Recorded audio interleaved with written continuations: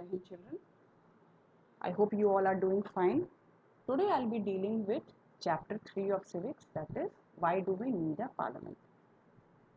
So the basic learning objective behind is that we need a parliament so that a big country or a big democracy like India functions properly. As we all know that India is a democratic country, and here we will try to understand the idea of participation, how the people participate in the government making process, and how as an individual or a common man gives his consent and chooses a representative to run the government.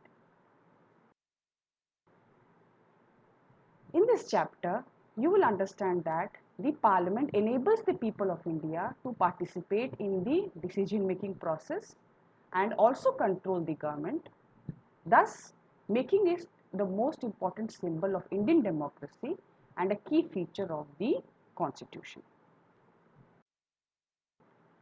As we know that India became independent in the year 1947, and before that we had a very long struggle where people of all sections participated.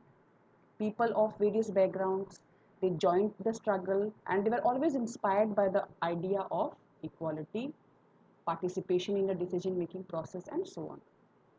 During the British rule, the people always lived in a fear because they knew that their voices will not be heard. And the British normally did not care about the demands of the common man. The Indian people also feared that if they spoke or they gave their voice or they spoke about any public matter, their decisions or their opinion will not be considered into. After independence, things started to change. The nationalists began to openly criticize the drawbacks which were there in the British government, and they had a full demand to change whatever things were happening before.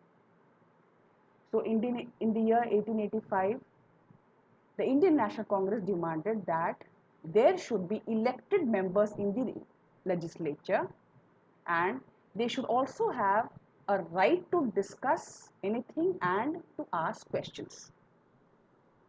The Government of India Act 1909 also allowed for elected representation. Now the question arises, why should the people decide?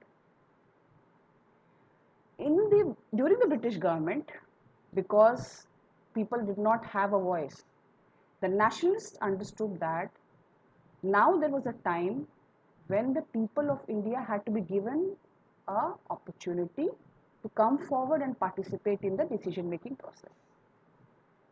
At that time also, all the adults were not allowed to vote. Only few people were allowed to vote, and